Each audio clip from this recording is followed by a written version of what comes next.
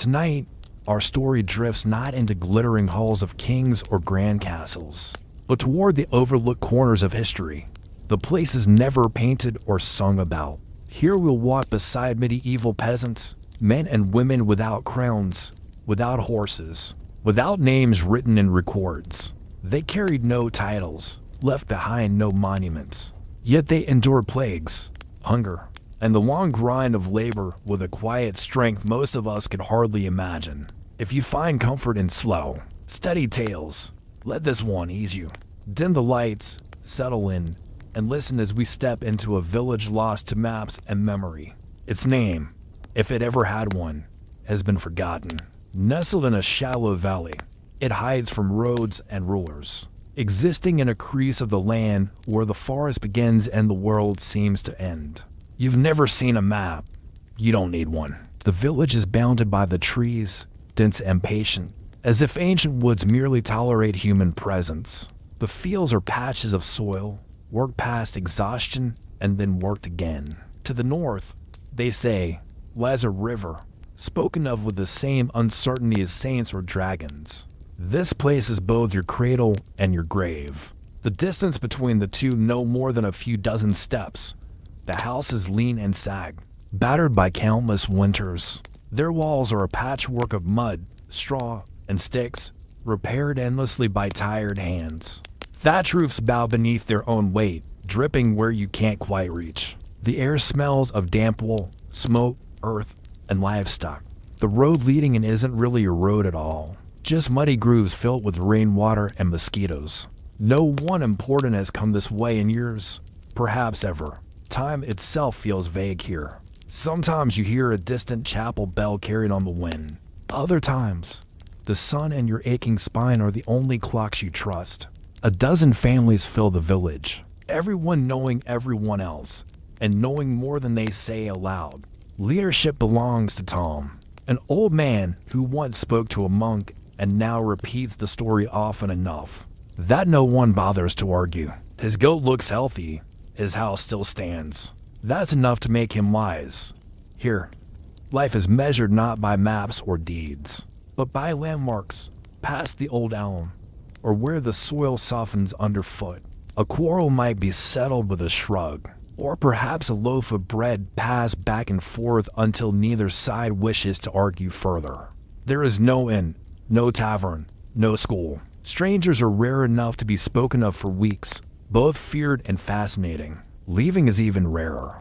Stories of cities with tall stone houses and busy markets sound more like fairy tales than real destinations. And so, you stay, because routine, even with leaking roofs and thin stew, is safer than the unknown. For a medieval peasant, eating was never about pleasure.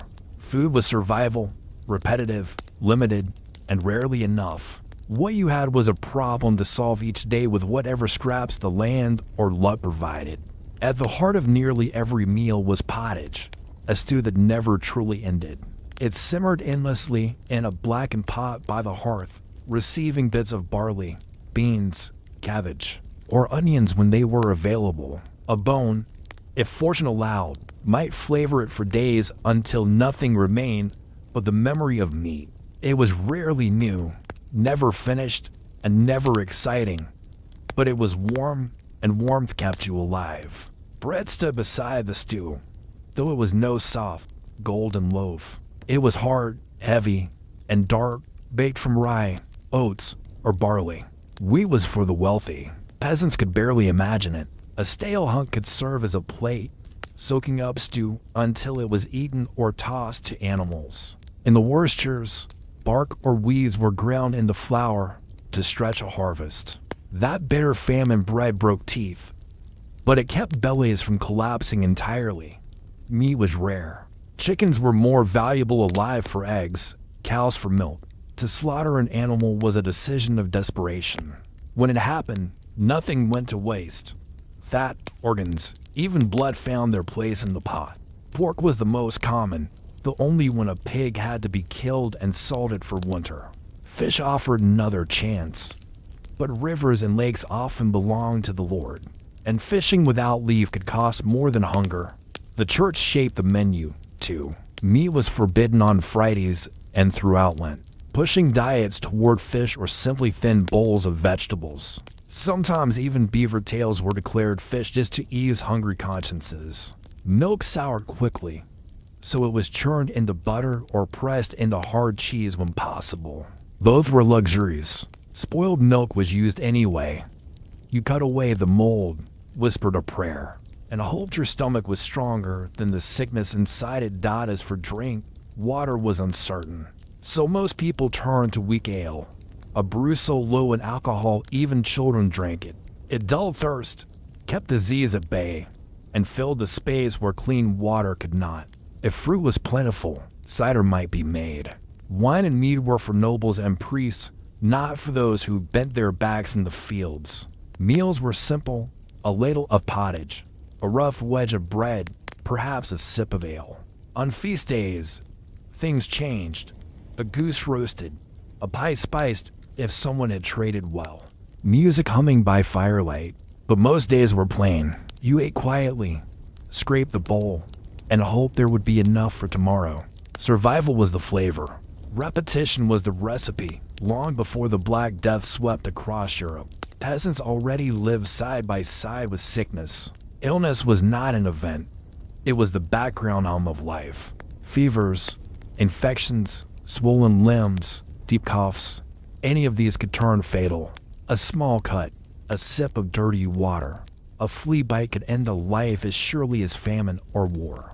There were no hospitals. At best, a village might have a wise woman who knew herbs, or a midwife who could ease childbirth. Sometimes a wandering monk offered prayers and a little knowledge. But most of the time, you stayed at home, sweating through fevers and hoping to wake again. Germs were unknown. Bad air was blamed instead. People stuffed herbs in their clothes, carried flowers, or pressed vinegar-soaked rags to their faces, believing foul smells carried death. Others said illness was punishment from God, or the work of curses and jealous eyes. Remedies were as strange as the fears, bleeding with leeches, smearing poultices of mud or bread, tying live chickens to swollen skin. Sometimes it soothed.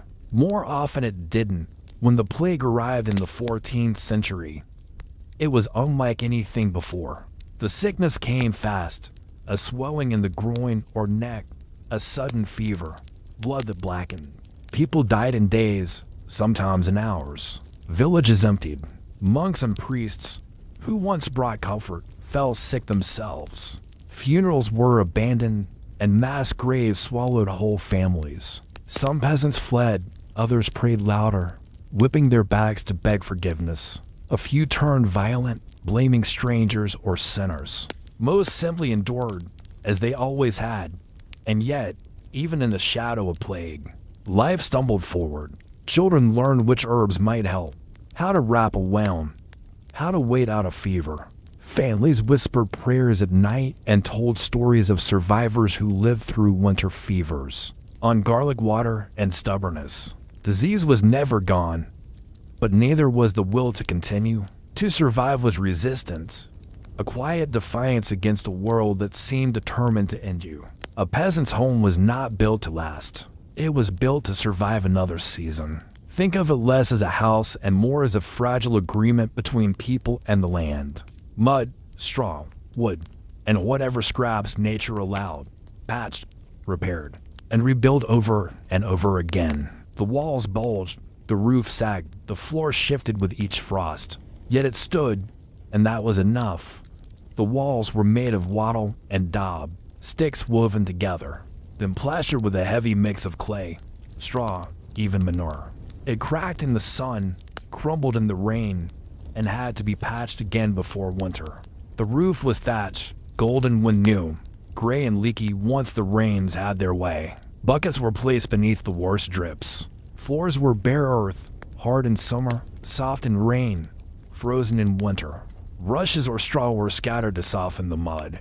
But soon, they rotted into dust and had to be replaced. Windows were rare, little more than holes covered with shutters. Glass was a luxury you'd never see. The cold came through. The smoke from the hearth stayed in. And animals often wandered inside. Goats, chickens, even a cow on cold nights. Privacy didn't exist. Most families lived in one shared room, maybe with a loft added later.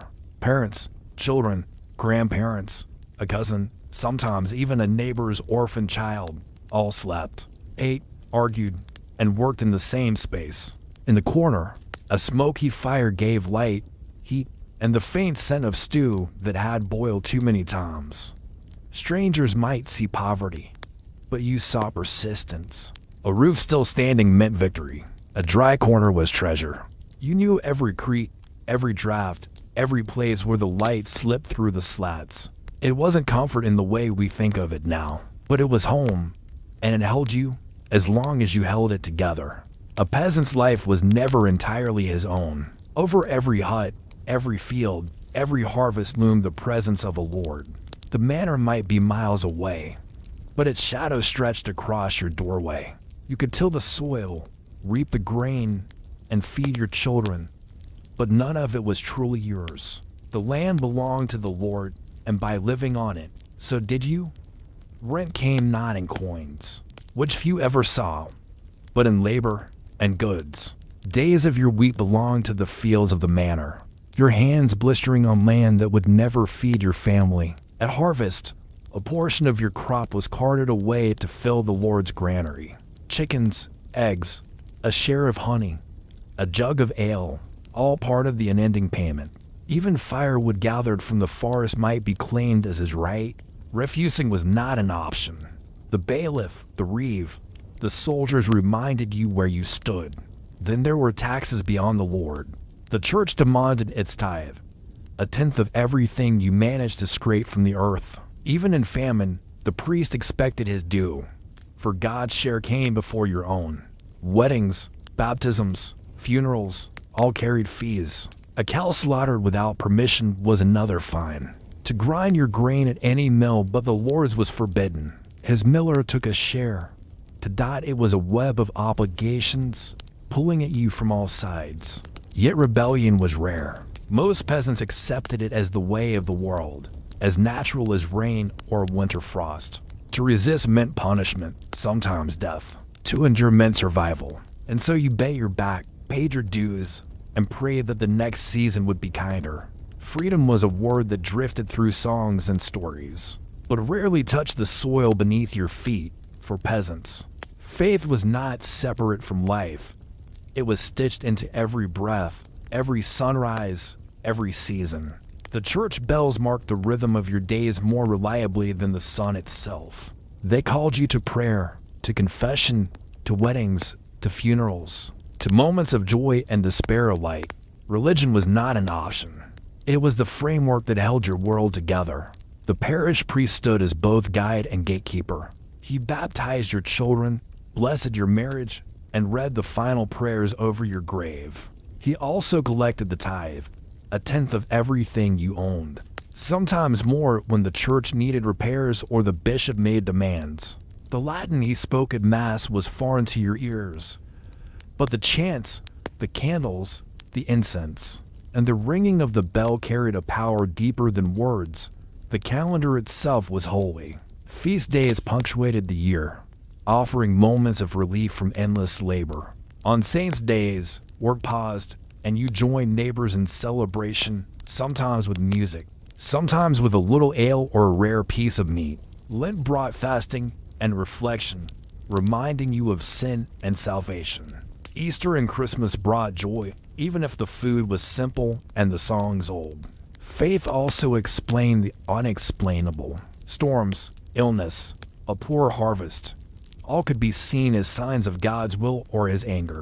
Saints were invoked for protection, relics were touched for healing, prayers whispered for strength. The church was both comfort and burden. It demanded much, but it offered meaning. In a life of hunger, toil, and uncertainty, belief was one of the few things that gave shape to suffering. Childhood in a medieval village was brief, fragile, and often overshadowed by work. A child was not seen as a separate stage of life, but as a small pair of hands to help the household survive. As soon as you could walk, you were expected to carry, fetch, tend, and watch. By 7, you were already part of the laboring world. Though your tasks were lighter than those of adults, the youngest carried water from the well, gathered eggs, or chased geese from the garden. They collected firewood, watched younger siblings, or kept the cows from wandering. Play existed, but it was stitched between duties. Children carved little toys from wood, rolled hoops, or played tag in the mud. Bones left from meals became dice. A leather ball, if one was stitched together, was a treasured thing. Songs and rhymes were passed down not only as games but as ways of remembering prayers, proverbs, and warnings. Education in letters was rare. Only the children of wealthier peasants or those destined for church life might learn to read, usually Latin prayers taught by a priest. Most knowledge was practical, passed from parents to children: how to plow straight lines, when to sew, how to mend clothes, how to prepare food without waste. A child learned quickly, because mistakes meant hunger or were stopped by early teens. Children were no longer thought of as children. Boys joined men in the fields, swinging tools as best they could, blistering their palms until calluses formed. Girls took on the work of women, grinding grain, spinning wool, tending gardens, preparing meals, and often caring for younger siblings as if they were their own. Marriage came shockingly early by our standards. Girls might be wed by 14, sometimes younger, especially if dowries or alliances were at stake. Boys, too, could be married before they reached 20. Childhood ended not with choice, but with duty. But even in such a hard world, there were moments of laughter. A harvest feast meant children stealing extra bites of food, racing each other in the fields. Winter nights meant stories told by the fire, tales of saints and monsters that widened young eyes. The bond between siblings was deep, forged by shared hunger, chores, and secrets. And though life pressed them into labor, children still found space to dream of cities, of freedom, of adventures whispered by travelers who sometimes passed through. A medieval child's life was short, often dangerous, but never meaningless. Each step from toddler to worker, to bride or groom, was bound tightly to the survival of the family. In their laughter and in their toil, you could glimpse the stubborn will of a community to keep going, one generation at a time. Though most days blurred into labor and hunger, peasants still found time for joy. Celebration was rare, but when it came, it burned brightly against the gray of routine. A feast was not only about food, it was about release, community, and remembering that life could hold more than toil. The church calendar set the pace for these moments. Saints' days, Easter, Christmas. These were times when war paused, fields were left unattended, and people gathered. The village would swell with music, fiddles, pipes, and drums cobbled together from whatever materials were at hand. Songs filled the air, some praising God, others cheeky and playful. Dancing broke out in the open fields or in the muddy square, with men and women circling, stamping, and laughing despite the sore muscles that carried them through their daily work. Food transformed on feast days. What was usually thin stew became thicker, richer, sometimes even with meat. Chickens or a pig might be slaughtered, bread freshly baked, ale brewed stronger than usual. Neighbors shared what they could, and for one night, the gnawing ache of scarcity softened. Children darted underfoot, stealing scraps, their laughter louder than the music. For many, feast days were the only chance to taste sweetness. Honey dripped on bread, apples roasted by fire, or rare spices traded from far away. Games and contests added to the merriment. Men might wrestle in the grass, compete at archery, or try to climb grease poles for prizes. Women sang ballads or raced each other in playful dares. Children played at mock battles with sticks, or chased hoops until they collapsed in the mud. Giggling, these small competitions gave pride, bragging rights, and something to remember long after the feast ended. Leisure outside of holidays was simpler, but still cherished. Winter evenings meant storytelling, legends of saints, ghosts in the woods, or great heroes whose deeds felt larger than life. Around the hearth, neighbors traded riddles or sang to keep the darkness at bay. Even weaving, carving, and mending could carry an air of quiet pleasure when done in company. Some peasants found escape in drink, the weak ale serving as both refreshment and comfort, and on rare occasions, someone returned from market with stronger wine to be passed carefully around. These moments of celebration did not erase the hardships of peasant life, but they gave it texture. They reminded weary farmers that life was not only about endurance, but also about connection to each other, to tradition, and a fleeting joy. In a world of uncertainty, festivals were sparks of light, brief, precious, and unforgettable. The life of a medieval peasant was written in calluses and sweat. Work was not a part of life. It was life itself. From the first light of dawn until dusk pulled shadows across the fields, your body was bent to the rhythm of labor. Season after season, year after year, spring brought plowing. With simple wooden plows, sometimes tipped with iron, you carved furrows in the stubborn soil. The work was slow, exhausting, and often required more hands than a family could spare. Oxen strained under yokes, but even then, the plow often stuck. You leaned your weight into it, mud sucking at your feet, while your back ached from the cold morning air. Seed followed, wheat, rye, oats, barley, each scattered with a silent prayer that rain would come at the right time, that no blight would creep across the green shoots. Summer meant endless tending. You weeded by hand, stooped for hours until your spine screamed. You repaired fences, guarded crops from animals, and cut hay for the long months ahead. Children joined, pulling weeds, carrying water, scaring birds from the fields with shouts and clattering sticks. The sun burned your skin, sweat stung your eyes, and still the work did not stop. Autumn was harvest, both the most hopeful and the most brutal season. Every able body took to the fields, sickles flashing, arms swinging until they were numb. The days were long, but the urgency was greater. Grain left uncut could rot in the rain or be stripped by the wind. You bound sheaves, hauled them to barns, threshed with heavy flails, separating grain from straw in clouds of dust that filled your lungs. Hands blistered, skin cracked, and sometimes people collapsed in the fields from sheer exhaustion. Yet this was the moment the entire year hinged on. A poor harvest meant hunger, even death. A good harvest bought only a fragile security, always threatened by taxes, tithes. And the cold bite of winter. Winter did not mean rest. Though the fields slept, you worked indoors or in the forests. You mended tools, spun wool, wove cloth, patched clothing that had worn thin. Men cut wood in the freezing air, dragging logs back on aching shoulders. Women spun by firelight, hands raw from fibers. Children twisted rope, fed animals, fetched water that froze before it reached the hearth. Rest was rare, and when it came, it was filled with fear of what the next year might bring.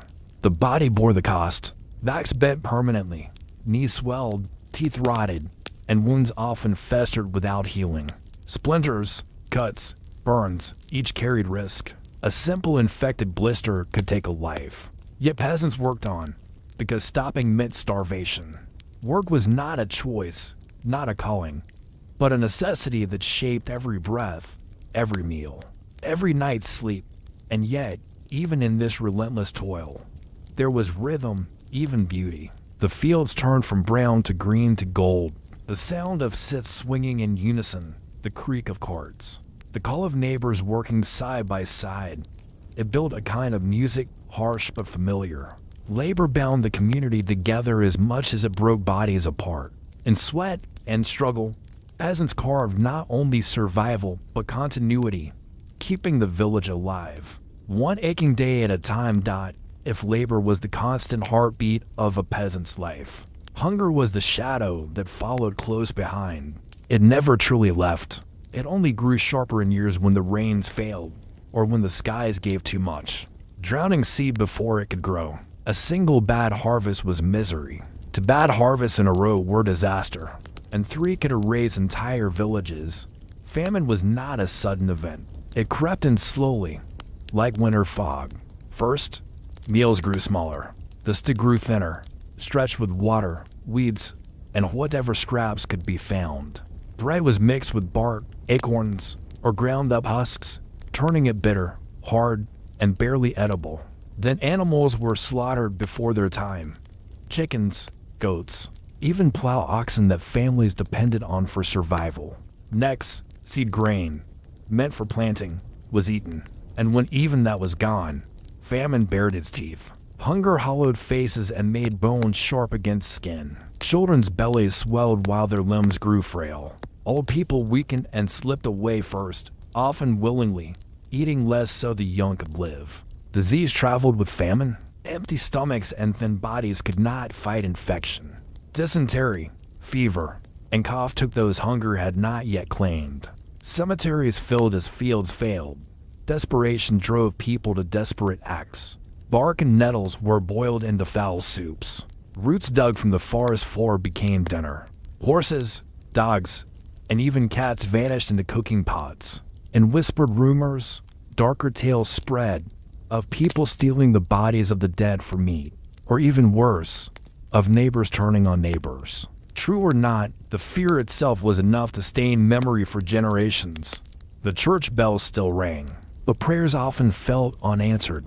Priests preached that famine was God's punishment, urging repentance. Others said it was witchcraft or the work of demons. But peasants knew the truth more intimately. The soil could betray you, the weather could betray you, and the lords and priests would still demand their share, even as your children starved. Tithes were taken, rents collected, while families watched their last stores vanish. Mercy was rare. Hunger did not care about faith or duty. It only consumed, and yet, even famine could not erase the will to survive. Families learned tricks: how to catch fish with bare hands, how to gather edible herbs, how to dry nettles and grind them into flour. Mothers chewed bark to soften it for their children. Communities huddled together, sharing scraps, whispering encouragement, trading stories of years when the famine-broken fields grew green again. Hope was thin, but it was hope nonetheless. The end of famine never came suddenly. Slowly, new shoots appeared in the fields. Slowly, pots filled again with beans, barley, or cabbages. Slowly, laughter returned, though quieter than before. The memory of hunger never left. It carved itself into the bones of those who survived.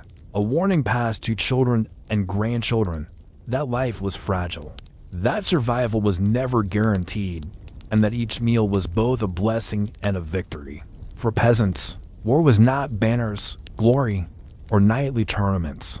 It was fire on the horizon, footsteps in the night, and fear that everything you had, your fields, your family, your very home, could vanish in hours. Battles might be fought far away, but the suffering they created always spilled down into the villages that had no defenses. But when lords quarreled, it was peasants who bled. Armies needed food, and they took it wherever they marched. Grain was seized, animals slaughtered, houses stripped bare.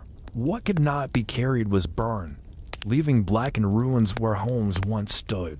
Soldiers rarely cared who owned the land. Friend or foe, commoners paid the price. Women hid children in the woods while men watched from hedgerows, powerless to stop the destruction. Raids came even without great wars. Bandits roamed forest paths, striking isolated farms. Neighboring lords sent men to steal cattle or punish peasants, who worked fields to close to disputed borders. Viking ships, Mongol horsemen, or nomadic raiders in other lands, each generation had its invaders. To peasants, it mattered little whether they came with crosses, crescent banners, or no flag at all. All meant terror, hunger, and grief. The fear shaped daily life. Families buried what little wealth they had in clay pots beneath the earth. Women ground grain in secret, hoping to keep a few loaves hidden. Children were taught to run at the first sign of hooves or smoke. Villages built no fortresses, only trust in trees and distance. Some dug ditches, others raised crude wooden palisades. But none could truly withstand trained soldiers. Worse still, wars demanded military service.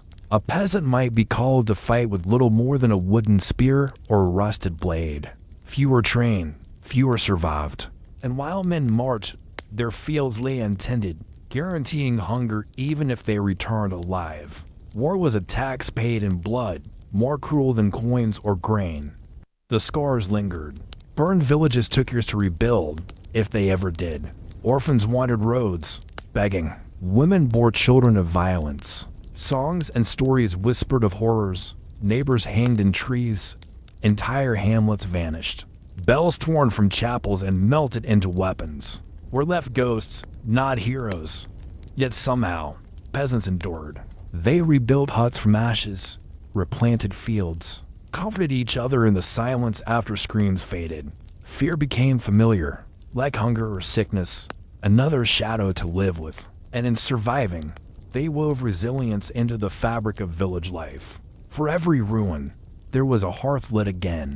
For every field trampled, another was sown. Peasants had no choice but to endure, and in that endurance, they carried the world forward. If work filled a peasant's waking hours, then sleep was the only true relief the body knew.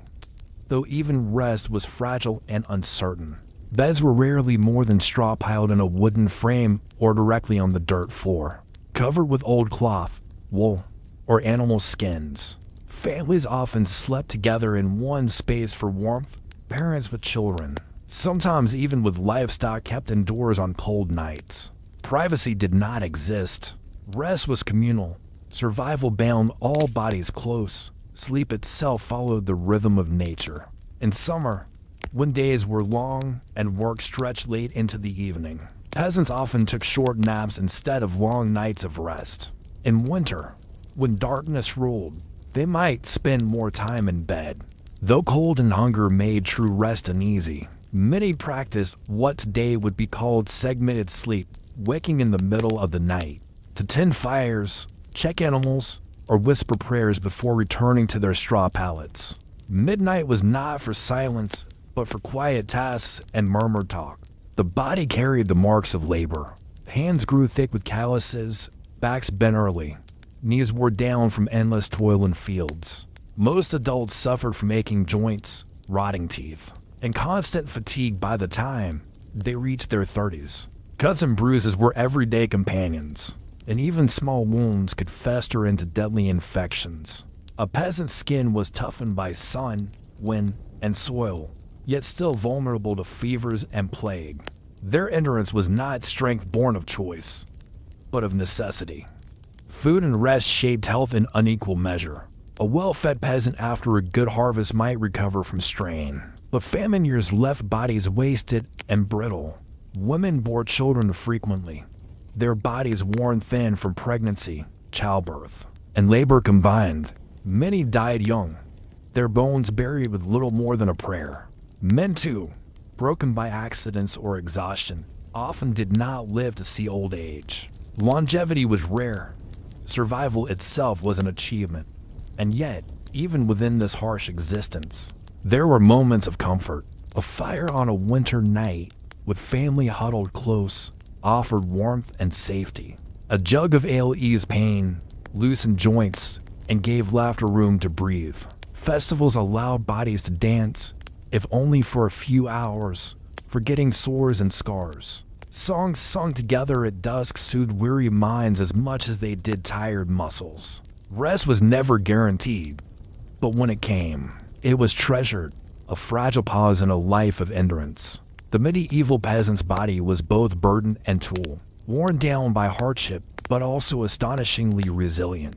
They bent, but did not always break, and in their broken sleep, in their aching limbs, in their laughter despite exhaustion, we see the quiet heroism of survival written into flesh. The peasants of the Forgotten Valley did not measure time by calendars or royal decrees. Their seasons were carved by the air itself, the smell of thawing soil, the slow lengthening of shadows, the call of geese overhead.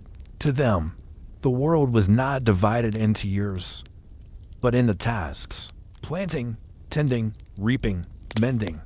This was the cycle that ruled more strongly than any king. When snow loosened its grip and the earth softened, children ran barefoot into mud, laughing even as their mothers scolded.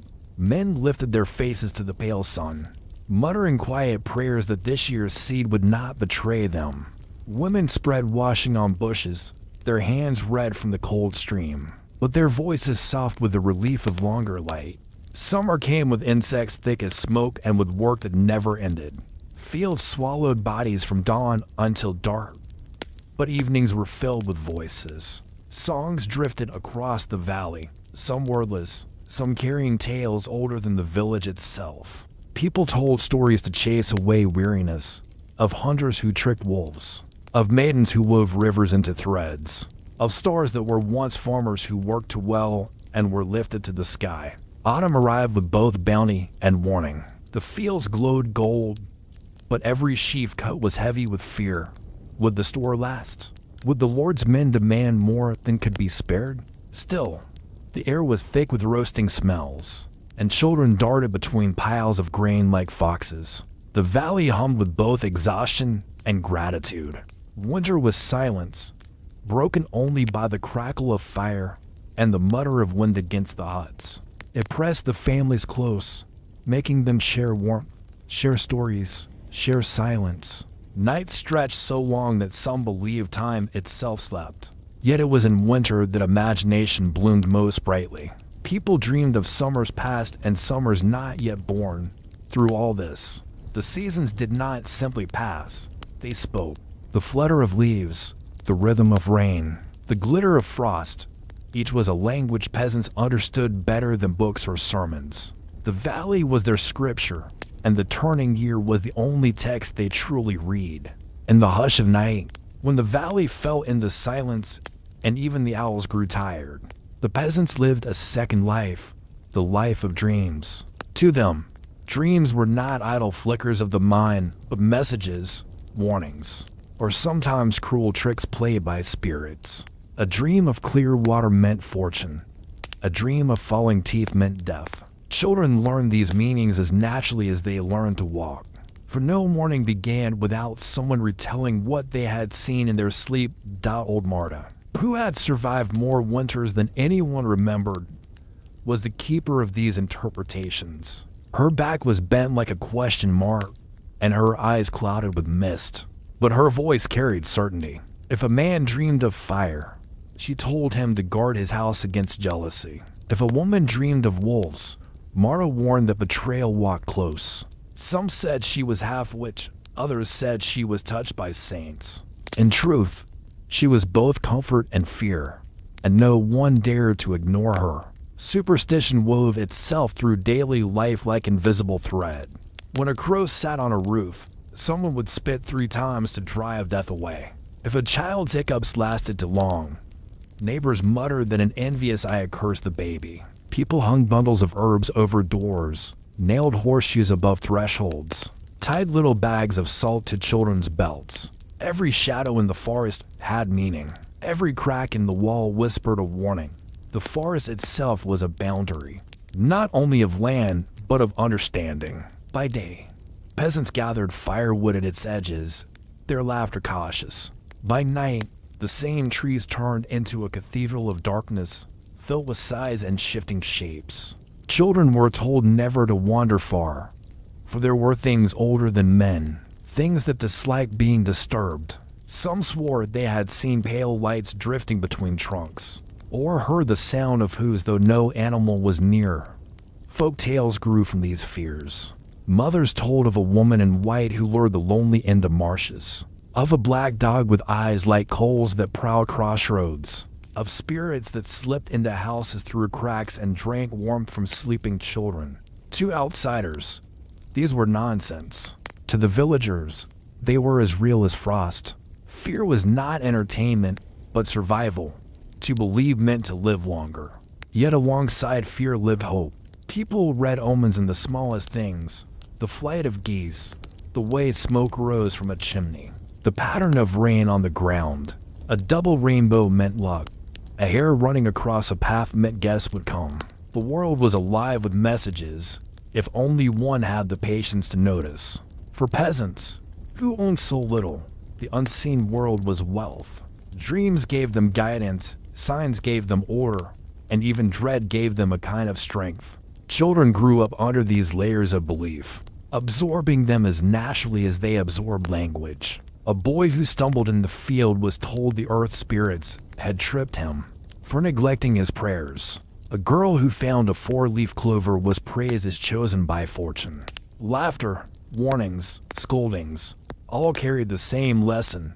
The world was full of meaning, and nothing happened by chance.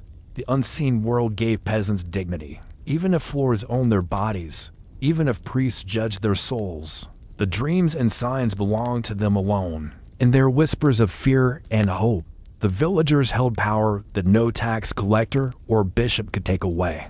It was a hidden kingdom, fragile yet unbreakable, carried in the silence of winter nights and the murmur of summer winds. No one in the valley lived alone. A single hut could not stand without hands to patch its roof, nor could a single family survive a harsh winter without neighbors to share salt, fire, or tools. Life here was a fabric woven of bonds, some tight and warm, some frayed with envy or anger. But all essential. Love among peasants was rarely the tale of songs. There were no balconies, no roses offered in secrecy, no bars to immortalize whispered vows. Love was forged in fields, in shared buckets of water, in hands blistered from the same labor. A boy noticed a girl not when she wore fine clothes, for none had them, but when she sang while threshing, or when she carried more firewood than her size suggested. A girl noticed a boy not when he boasted, but when he rose before dawn to help his sick mother and still joined others in the fields. Admiration grew from endurance, respect from labor, and love. Love was simply the courage to choose one another in a world that gave no guarantees. Marriages were not always born of affection. Families often arranged them to secure survival. A daughter to a household with good oxen, a son to a family with wider land. Dowries were modest, sometimes no more than a goat, a patch of cloth, or a chest of seeds. Yet even in such bargains, tenderness could grow. The people bent over the same hearth might learn to laugh at the same mistakes, to endure the same losses, to share the same small joys. Love was not lightning. It was the slow warmth of embers, coaxed alive night after night. Jealousy, however, lived as close as love. The village was small, and eyes watched everything. A glance too long, a laugh too easy, a gift of bread offered to the wrong hands. These sparked whispers. Women muttered by wells, men exchanged looks in fields. Some feuds lasted years, fueled by suspicion of infidelity or envy of a neighbor's slightly fuller harvest. There were no courts to settle such matters. Grudges simmered in silence or erupted in sudden shouts that startled children and amused the old. Friendship carried equal weight. Boys who grew together in play often grew into men who trusted each other in fields, trading labor without coin. Women shared secrets and remedies, nursed each other's children, and mourned together at graves. A loaf of bread passed quietly in hunger, a cloak thrown over a shivering neighbor, a whispered prayer at someone else's sick. These acts were the true wealth of the valley. Conflict, too, was inevitable. Land was scarce, tools were fragile, animals were precious. A cow straying into another's field, a broken fence left unrepaired, a debt of grain unpaid. Such sparks often flared into quarrels. Fists flew at times, though rarely with lasting hatred. More often, disputes were mended with gestures. A loaf of bread left at the doorstep, a joint effort at harvest, a promise sworn before the priest. Survival demanded reconciliation. Bitterness, if left untended, could doom an entire household. Children absorbed these lessons early. They saw how neighbors argued and forgave, how marriages strained and healed, how friendship could be the difference between hunger and survival. They learned that love was not romance, but persistence. That loyalty was not spoken, but shown in work. That hatred was a luxury peasants could not afford for long. Death, too, wove its threads through these bonds. A funeral was not only a farewell, but a gathering of every tie in the village. The dead lay in the churchyard, but the living carried grief together. Women keen, men dug. Children whispered in awe. Death reminded them that none of their quarrels, none of their jealousies, None of their fleeting passions outlasted the earth itself. And yet, because of that, the ties of the living felt all the more urgent. In this village, love and anger, loyalty and betrayal, laughter and silence all coexisted, tangled and inseparable. The valley itself seemed to hold these bonds, echoing them in the turning of the seasons. For though peasants owned little, they owned each other, and in that fragile possession lay their only certainty. A village was not built of mud and straw alone. It was built of generations, of the invisible hands that stretched from the past into the present. Every hut, every field, every path between houses bore the weight of those who had walked before. And in the valley, time did not move in a straight line, but in a circle. Birth, labor, death. Birth again. Birth was the most fragile beginning. Women gave life not in quiet chambers, but in the same smoky huts where cooking and weaving and arguing filled the air. A midwife, usually the oldest woman who still had strength in her hands, guided the mother through pain, whispering prayers and charms. Herbs were burned, water was sprinkled, saints were invoked. Sometimes the cries of a child rose strong, and relief filled the hut. Other times silence followed, and grief pressed against the walls. There were no doctors, no medicines, only courage, tradition, and the stubborn will to keep trying. A newborn was not fully trusted by the living until baptism. Before that, it was said, the child hovered between worlds, vulnerable to spirits or the jealousy of neighbors. Baptism sealed the child into the community, a drop of water, a whispered Latin phrase none understood, a candle's flicker. From then on, the child was both a soul and a worker in waiting. Childhood was not innocence, but apprenticeship. Toddlers learned balance while carrying buckets almost too heavy for their arms. By 5, they chased chickens or gathered berries. By 7, they were expected to guard goats, weed gardens, or fetch wood. Games existed, but they were woven into tasks. A hoop rolled across the muddy square might be chased for joy, but often the same hoop carried kindling. Songs sung at dusk taught both rhythm and memory, embedding prayers and proverbs into playful rhymes. Children were both treasured and expendable. Families loved fiercely, but they also knew how thin the thread of life could be. A fever, a fall, a bad harvest, all could snatch a child without warning. Some families buried more children than they raised. Tiny graves lined the churchyard, marked by wooden crosses that rotted away long before memory did. Yet each surviving child carried not only hope but the weight of the dead siblings, who did not live long enough to labor. Adolescence came swiftly, often unnoticed until a child's body bent under the same tools as adults. Boys joined the rhythm of the fields, their hands blistering, their backs aching an echo of their fathers. Girls learned the weight of spinning wheels, grinding stones, and, soon enough, infants on their hips. Play ended not with age but with necessity. At 12 or 14, they were already considered ready for marriage, ready to carry the village forward. The transition was less a celebration than a surrender, a passing from one form of toil to another. Marriage marked not only a union of two people, but of two families. The wedding was one of the few moments of brightness when neighbors gathered. Bread and ale were shared, songs rose loud enough to carry into the woods. There was laughter, dancing, even stolen kisses. But beneath the joy lay calculation. Whose field gained new hands? Whose herd grew larger? Whose lineage might now have stronger footing? The church blessed it, but the earth measured it in labor. Parenthood was both burden and pride. Each child meant another mouth to feed, but also another back for the fields. Mothers bore child after child, their bodies worn thin by labor and birth alike. Fathers carried the double weight of providing for both living and unborn. Pride came not from luxury but from endurance. A child who survived to work beside you was wealth greater than coins. Old age was rare but sacred. Those who lived long enough to see grandchildren were living libraries. Their bodies bent, their teeth gone, their vision dim, yet their words carried weight. Around the fire, they rattled the same stories until children could recite them word for word. They remembered famines, raids, years of good harvest. Their knowledge was not written, but spoken, stitched into memory through repetition. To ignore an elder was unthinkable.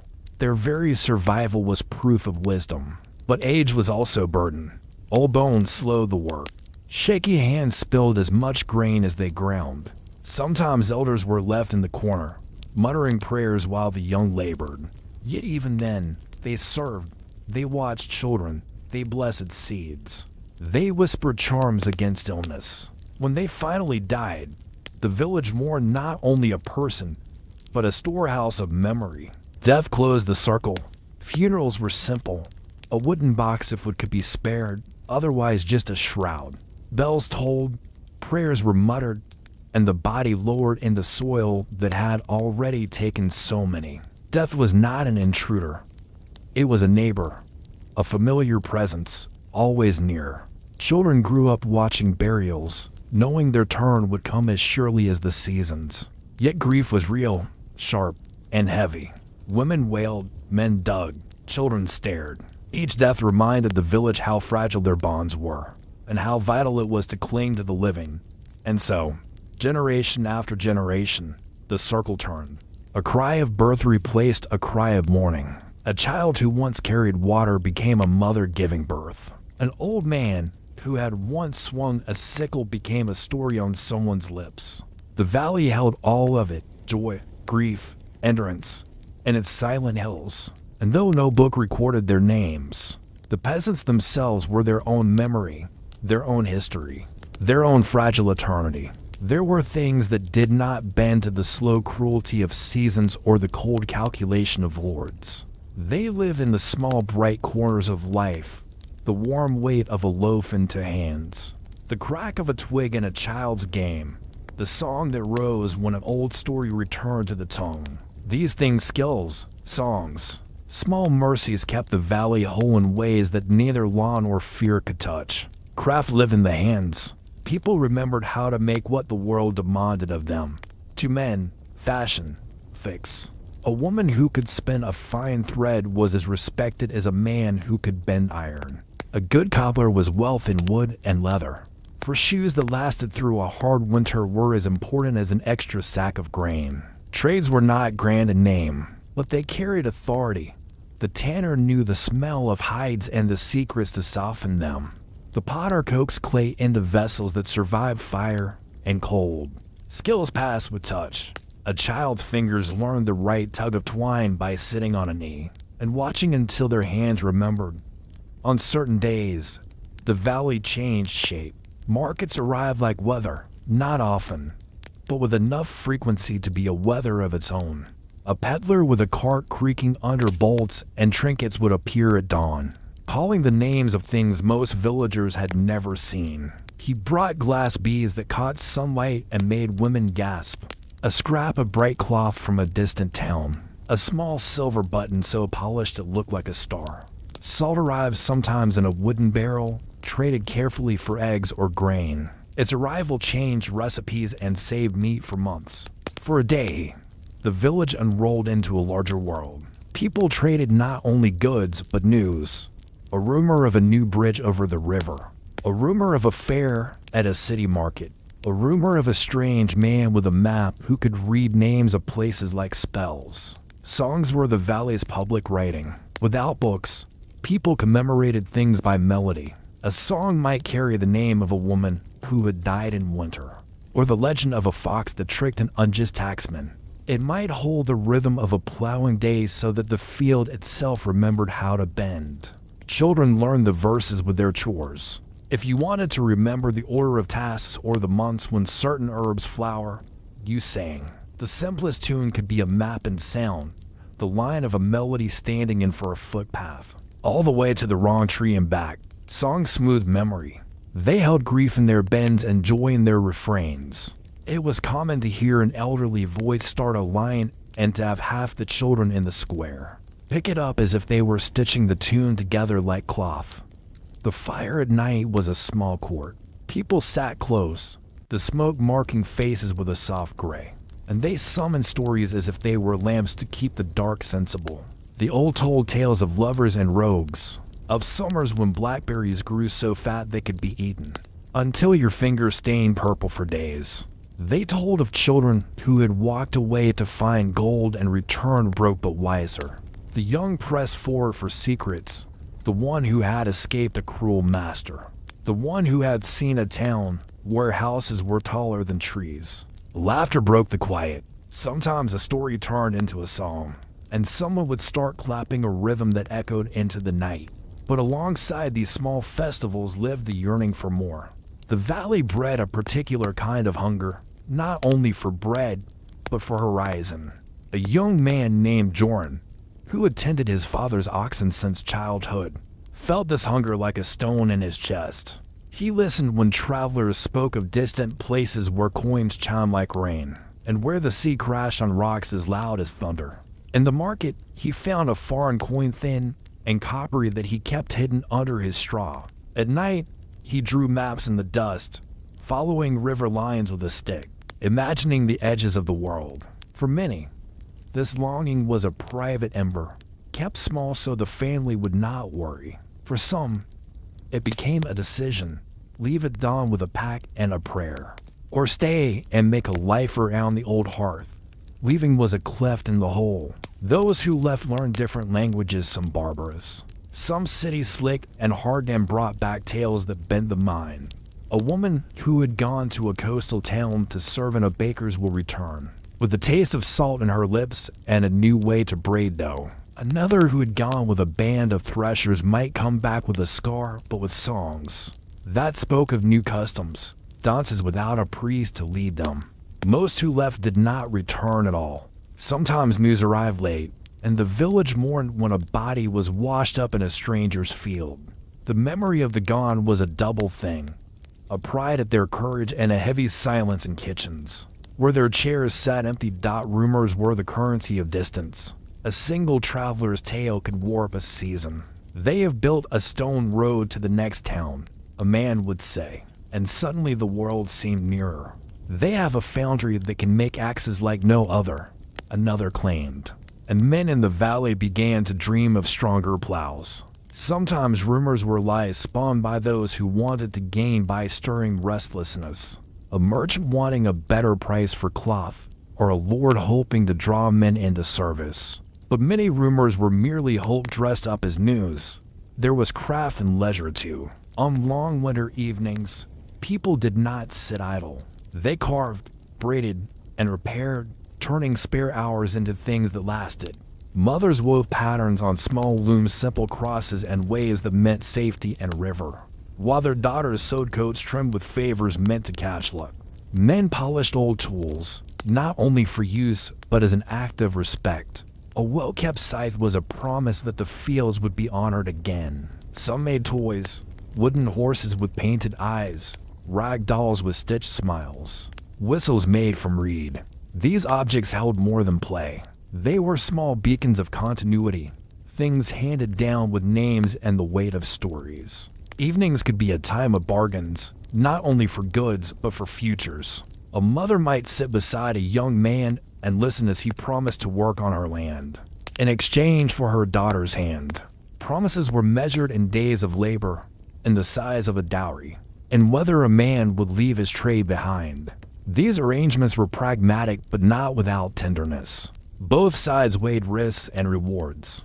Both sides also hoped for an affection that would grow after vows were spoken, the way a sapling grows into a useful tree when watered with patience. There were quiet rebellions invisible to a lord's account books. A woman might teach herself to read the letters on a merchant's note, tracing the strokes with her finger in secret. A boy might hide a small wooden flute and play tunes that were forbidden at certain holy days, because they were tabadi. Baked into everyday life were acts of small autonomy, decisions made not in open revolt, but in the private economy of dignity. A neighbor who mended your roof out of feeling rather than debt bought you a kind of pardon that coins could not buy. Greed and generosity lived side by side. In a hungry year, the richest peasant might keep his bread and chain his gate. In the next, he might smear grease on his hearth and invite 10 neighbors in to share. Charity was not given only out of piety. Sometimes it was an investment in mutual survival. Families lent tools when storms came, shared beds in flooded cottages, and traded favors like old maps. These exchanges were the village's ledger and kept on paper, but deeply recorded in faces, and in how doors opened when someone knocked, and when the end of a life came. People returned to a certain humility. The final days were often simple. Friends brought soups. A priest might not always come, but a neighbor's hand was there. Children sat and watched, learning the rites of ending. People remembered by rituals without formality, leaving the deceased's favorite cup on the table, tying a thread to the door, placing a small sprig of herb on the chest. The body, once carried out, left a silence heavy enough to be heard. But in those silences, memory hummed. Who had loved? Who had worked? How hands had shaped meaning. In time, the garden grew back. The roof was patched. The fields were tilled again. Not all stories had neat endings, but the valley had the habit of making endings fold into beginnings. Finally, the valley taught an economy of hope, not the great hope that pretends the world will be easy, but a steady, tender hope that counted small things. One more seed saved in a jar, one more song taught to a child, one more night by the fire. Hope was measured in acts: mending a torn sleeve, hiding an extra potato, teaching a child a useful verse. It was in these acts that the future was carved. When the last embers died and the smoke thinned into the sky, people would map their days in the light left behind. They were not people of renown. They did not change laws or redraw borders. Yet in the slow accumulation of small kindnesses and stubborn workmanship, they made a world that could be lived in. The valley, quiet and stubborn, kept its music. The smallest voices, children, the elderly. The hands that knew every seam and seamstress kept playing it. In the end, what endured was simple, the work done for one another. The songs that named their losses and joys. The stories that would travel like seeds to the next winter and the next spring. The valley did not only grow grain, goats, and children. It also grew stories. They sprouted in silence, rooted in fear, and spread like vines from one generation to the next. In a place where few could read and none could write their own names. The imagination was the village's library, and in winter evenings, when smoke curled low and the wind pressed against the shutters, myths were taken out and rattled like tools polished for use. Every child in the valley knew the tale of the Ashen Bride. She was said to be a young woman promised in marriage to a cruel man. On the eve of her wedding, she fled into the forest and never returned. Some said wolves devoured her. Others said she became a spirit of the woods. On foggy nights, people swore they saw her drifting near the river, her face hidden beneath a veil of ash. To meet her eyes meant early death, but to leave bread at the water's edge might win her blessing for a marriage. There was also the black dog of the crossroads. No one had ever seen him by daylight, but at night travelers spoke of a shadow with eyes that glowed like embers. He prowled where paths crossed, waiting for the lost or the desperate. Children were warned never to whistle at night, for it was said the dog followed the sound.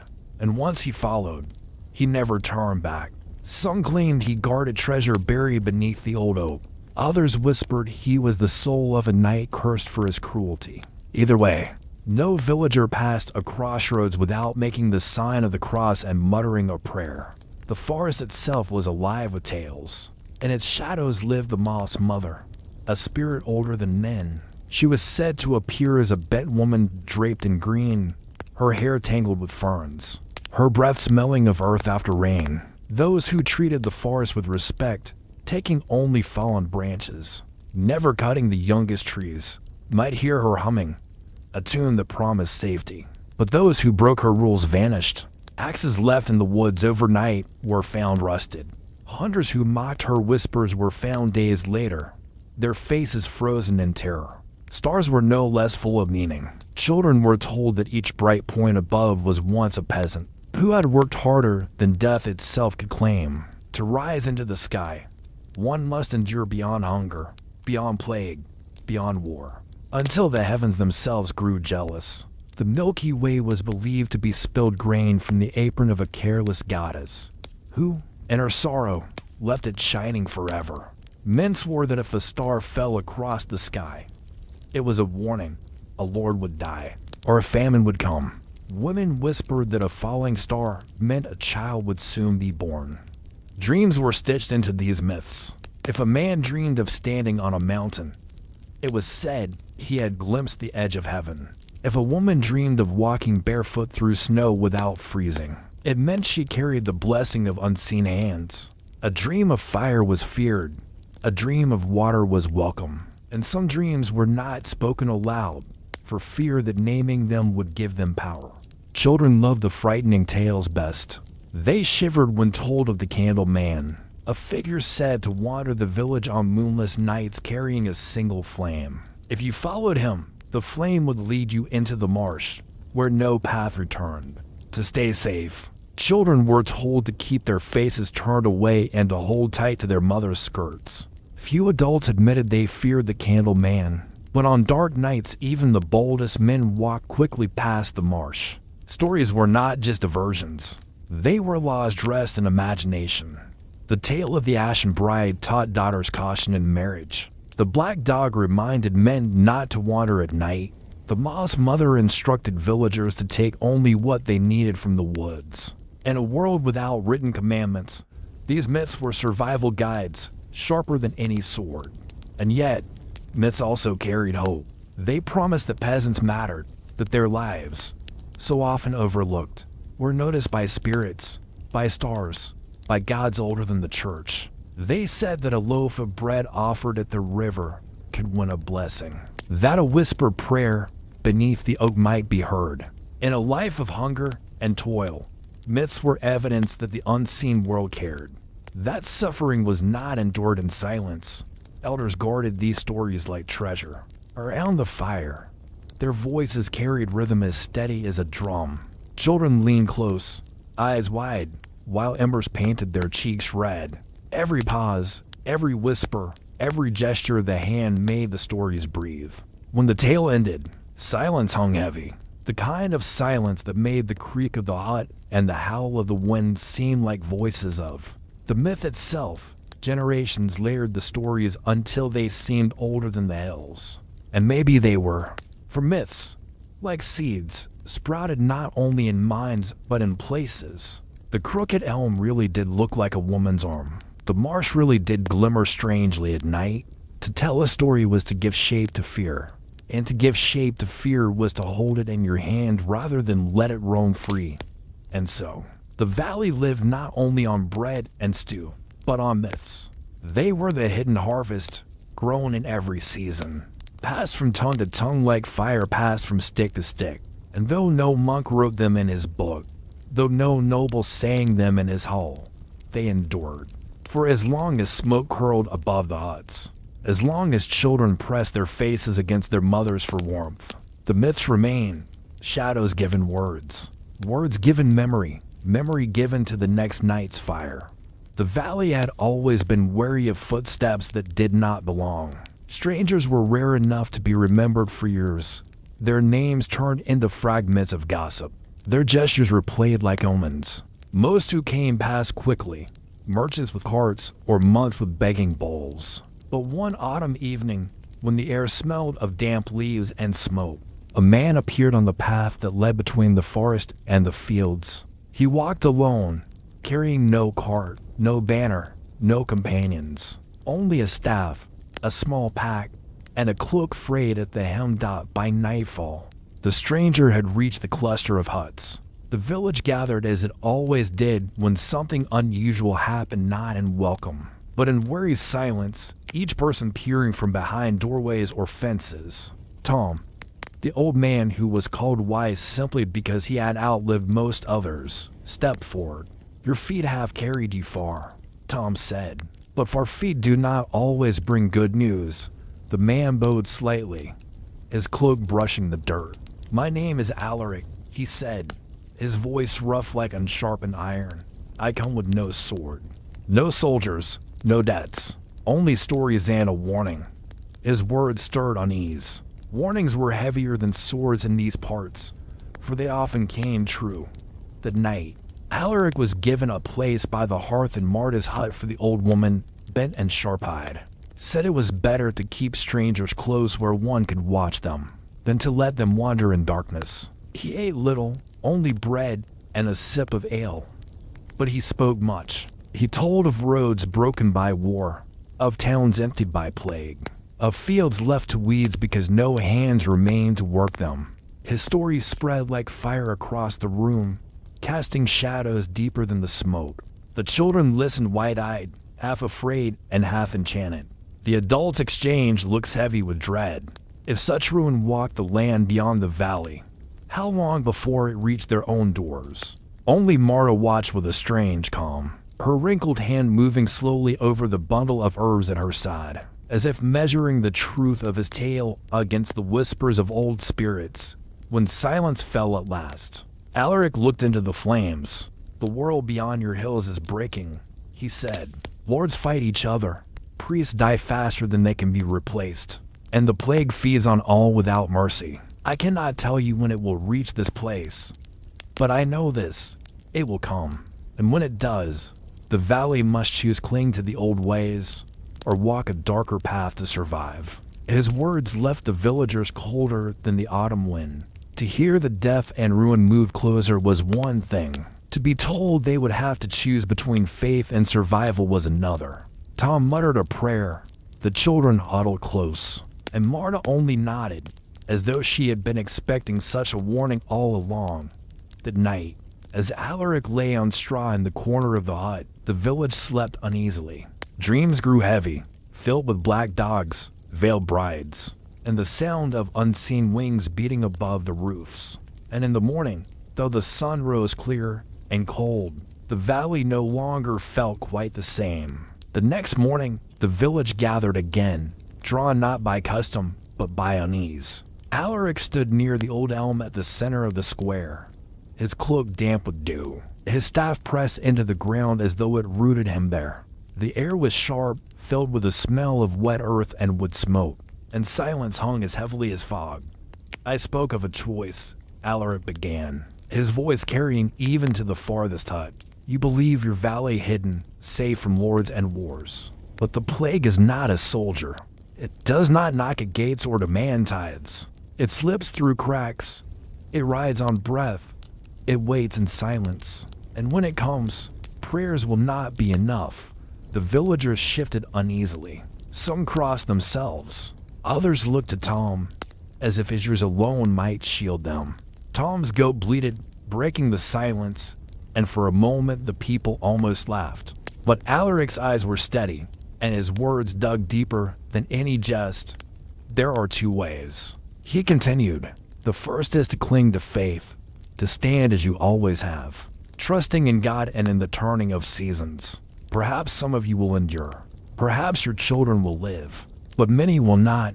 The second way," he paused, and his voice dropped low. "The second way asks for courage greater than prayer. It asks for sacrifice." Marta's eyes narrowed, and she spoke before anyone else dared. "What kind of sacrifice?" Alaric turned his gaze to her, as if recognizing in her a mind older than superstition. "There are herbs and charms, yes, but they are not enough. What wards off death is not only what you carry in your hands, but what you carry in your heart. There are right-souled ones, older than churches, older than kings. They demand offerings, not only bread, not only blood of beasts, but sometimes more." A murmur rippled through the villagers like wind through dry grass. Some gasped, others frowned. A few clutched children closer. Marta's wrinkled hand stilled on her bundle of herbs, and Tom stepped forward, his voice trembling with both age and anger. "We are no pagans," he said. "We bow to Christ, not to shadows in the woods. Your words smell of witchcraft." Alaric did not flinch. "Call it what you will. Witchcraft, pagan memory, forgotten covenant, it is all the same. When the plague comes, it will not care whose God you call upon. You must decide if survival is worth more than obedience." For a moment, no one spoke. Then Lena, the miller's daughter, whispered what many thought but dared not say. "And if we choose this darker way, what becomes of us?" Alaric's gaze softened, though his voice did not. "You live, and your children live. but you will never see the valley the same again. Once a path is walked, it cannot be undone. The villagers dispersed slowly, fear gnawing at their thoughts. Some muttered prayers louder than before, as if to drown Alaric's words. Others avoided his eyes, unwilling to admit their curiosity. Marta lingered, watching him with the stillness of awe, while Tom shook his head and spat into the dirt. That night, the village did not sleep well. Dreams again carried strange weight, fields turning black, rivers running red, a woman's voice calling from the forest. And though the fire in Marta's hut burned low, Alaric sat awake beside it, his staff across his knees, his eyes fixed on the doorway as if waiting for something more dangerous than dreams to arrive. In the days that followed, the valley became two villages sharing the same soil. Outwardly, life carried on as it always had. The fields were tended, the children fetched water, the goats bleated at dawn. But beneath the surface, a fracture widened. One half of the people clung tighter to the church, their prayers louder, their crosses worn smooth from constant touching. The other half, though quieter, stole glances at Alaric as he moved among them, as if waiting for him to whisper something that might save their lives when prayer failed. Tom, the elder, led the faithful. He gathered families each evening before the chapel's crude wooden cross, his voice hoarse as he urged them to repent, to resist temptation, to hold fast against the devil's tricks. The plague is God's test, he declared. Those who trust him will pass through fire. Those who stray will be consumed. The faithful nodded, though their eyes flickered with fear. They sang hymns, their voices trembling, and some claimed to feel warmth in the air, as if angels themselves shielded the valley. Yet in the shadows, whispers grew. Marta, who had once been merely the keeper of herbs and dreams, now became something more. People came to her hut at night, knocking softly, seeking not only poultices but answers. They spoke of nightmares that matched Alaric's warnings, rivers that stank of death, children coughing black phlegm, skies without stars. Marta listened, her wrinkled fingers tracing circles in the ashes of her hearth. And when she spoke, it was with the weight of 1,000 winters. Faith feeds the soul, she told them, but it does not always feed the body. If you would endure what comes, you must be ready to give something back to the earth, as our ancestors did before the first bells rang. She did not name the sacrifices, not yet, but her words were enough to plant seeds of dread and curiosity alike. Alaric did not press himself into either side. He walked between them, his staff tapping the mud like a metronome. To the faithful, he was a tempter.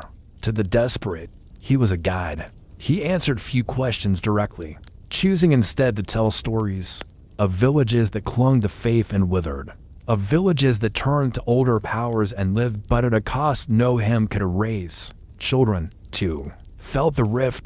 Some joined the hymns, their small voices sharp with fear. Others followed Alaric at a distance, fascinated by the strange charms he carried. A bone carved with spirals, a stone drilled through with a natural hole, a pouch of herbs that smelled both sweet and bitter. Lena, the miller's daughter, was often among them, her curiosity too strong to smother.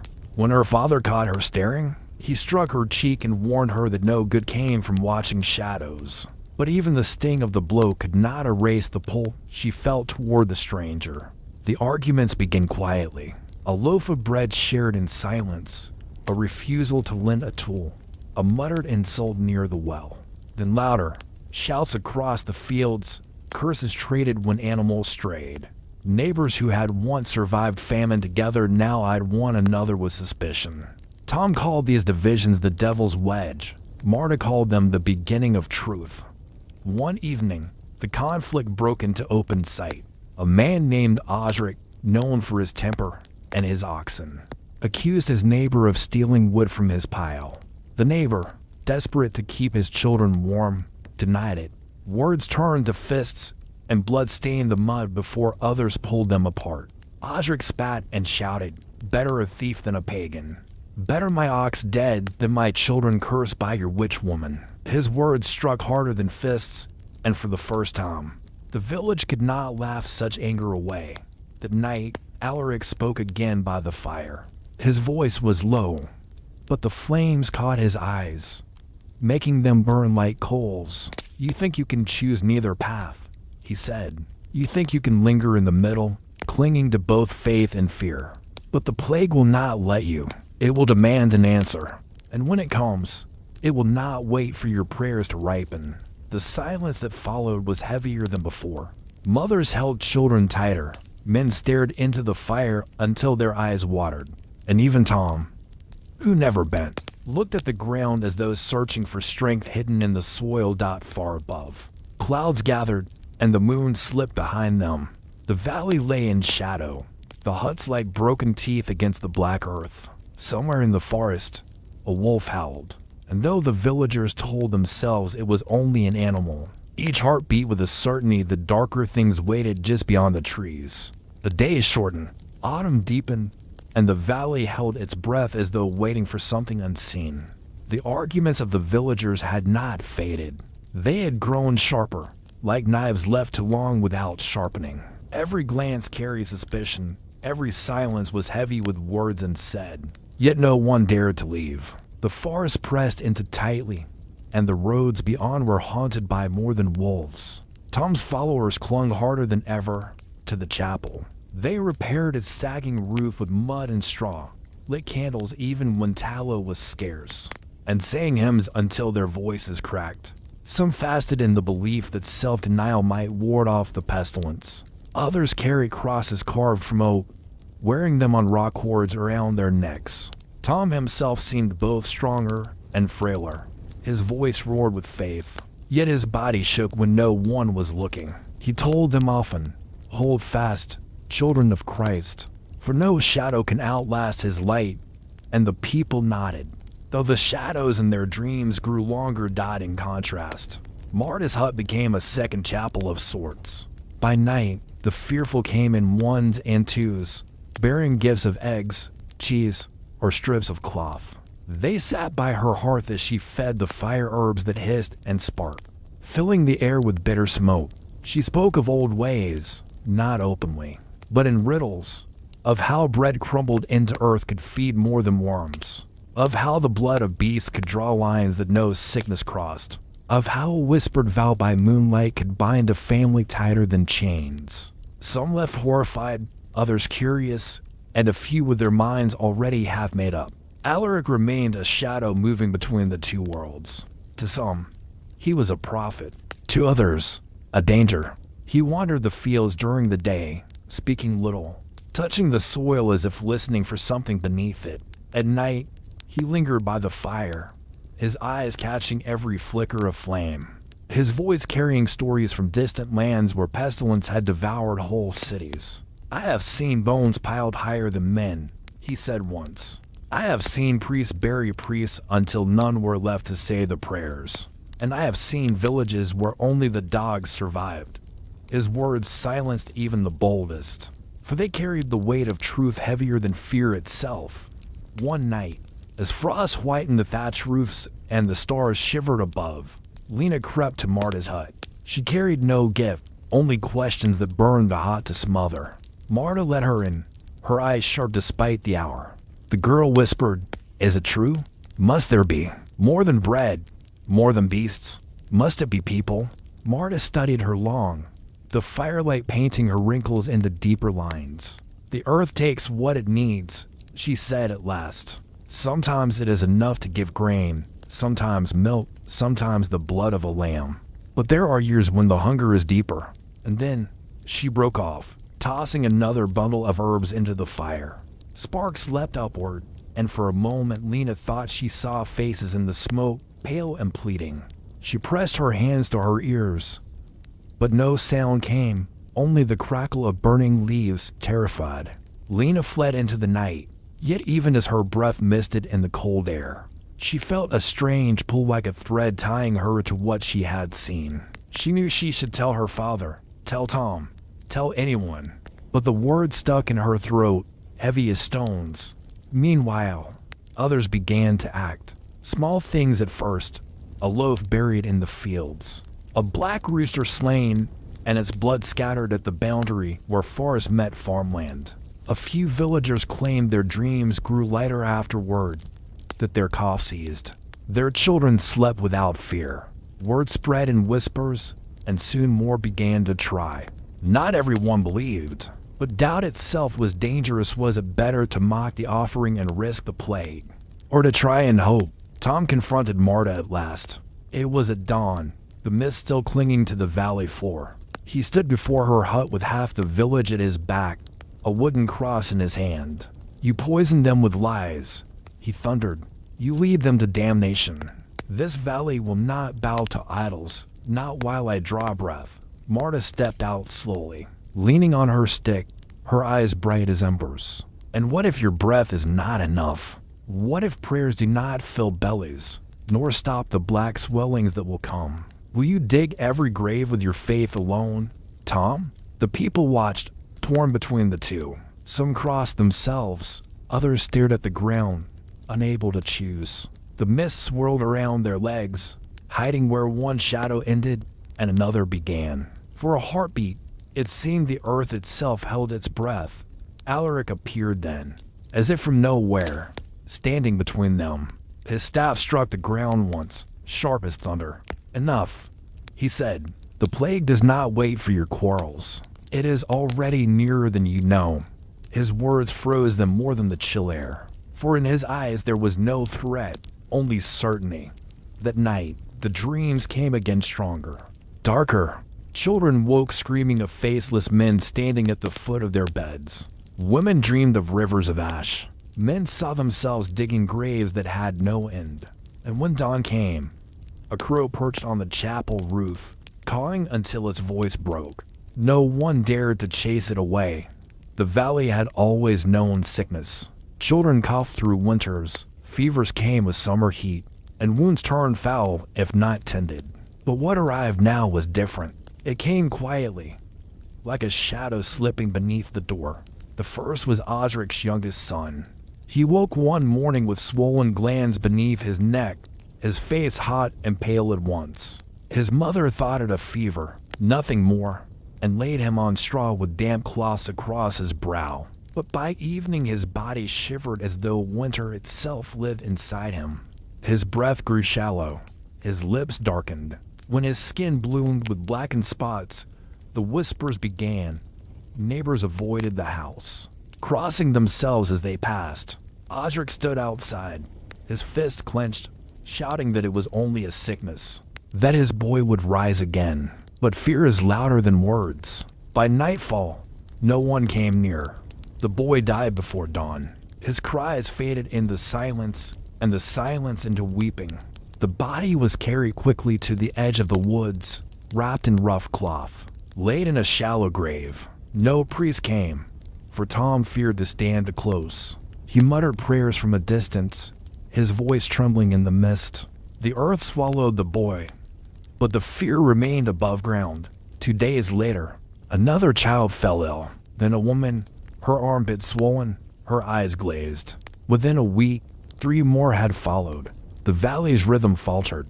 Work slowed in the fields, for no one wanted to share tools or touch the same handles. The well stood lonely, the bucket rope avoided as though it carried death. The chapel bell rang for the dead until its sound felt less like comfort and more like warning. Tom's voice grew louder in those days. He preached that the plague was punishment, that repentance alone would shield them. He urged fasting, prayer, the burning of candles even as wax dwindled. Some clung to his words like a rope above a pit. They filled the chapel, their knees raw from kneeling, their lips cracked from endless hymns. Yet each morning another name was added to the whispers of the sick. Marta, meanwhile, whispered differently. Her hut filled with smoke thicker than ever, the air sharp with the sting of sage and wormwood. She tied bundles of herbs to door frames, hung small bags of salt around children's necks, painted strange marks with ash above the thresholds. It will slow the pestilence, she promised. It will turn its eyes elsewhere. Some believed, some doubted, but more and more followed her. And beneath her words, another truth stirred. The old sacrifices were drawing nearer. Alaric watched, silent but present. He spoke little, but his eyes carried a sorrow deeper than anger. Once, Lena dared to ask him, "Have you seen this before?" He nodded slowly. "Yes, I have seen valleys emptied. I have seen mothers bury all their children. I have seen men dig their own graves before fever carried them away. And I have seen villages survive but not without cost." His words haunted her dreams, and she woke each morning with her heart racing, unable to forget. The arguments of the living turned harsher. Tom accused Marta openly of leading souls astray.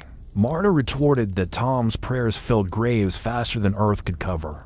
The people divided, not only in faith but in survival. Some huddled in the chapel, clinging to crucifixes. Others buried bread in the fields and whispered Marta's charms. Families that had once eaten from the same pot now avoided one another, as if friendship itself carried infection. Then came the night of fire. Osric, maddened by grief, set torches to Marta's hut. Flames rose against the dark sky, sparks showering like stars. People rushed to stop him, but fear made their hands slow. Marta stood before the blaze, her silhouette black against the fire. She did not cry out, did not move. Only when the flames licked her roof did Alaric step forward, his staff raised. With a single motion, he struck Osric's torch aside, sending it spinning into the mud. Full. Alaric thundered, his voice deeper than the fire's roar. "You think flames will kill the plague? You think burning wisdom will shield your children?" Osric collapsed to his knees, sobbing, while Marta's hut smoldered, half-charred, but still standing. The people watched in silence, their fear doubled fear of sickness, fear of wrath, fear of one another. And as dawn broke, another body was carried to the woods. The plague had found them, and it was only beginning. The plague did not march like an army. It crept like smoke. One house at the edge of the village fell silent, then another, then another. The coughs that once sounded ordinary now echoed like tolling bells. Men grew afraid to touch their wives. Mothers feared to cradle their own children. Neighbors no longer borrowed even a loaf of bread. The valley shrank into itself, every hut and island surrounded by suspicion and dread. By the second week, the count of the dead had reached 10. Graves lined the edge of the forest like dark teeth biting into the earth. Tom still led prayers, but his voice cracked more often now, his eyes hollow from sleepless nights. He spoke of Job, of faith and suffering, but few were gathered in the chapel. Some were too sick to rise from their beds.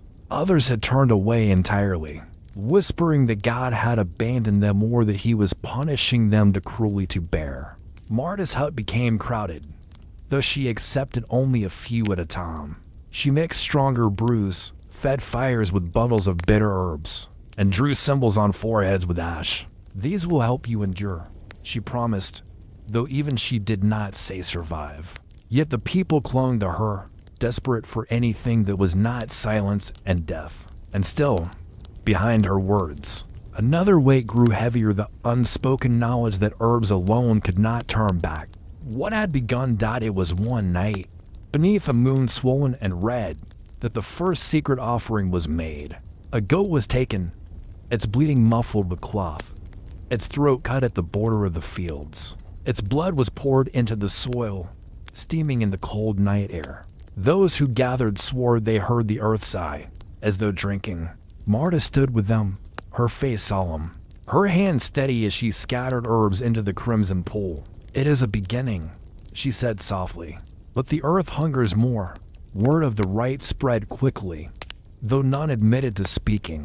Tom heard whispers and denounced them from the chapel, his voice breaking with fury. "You trade your souls for lies.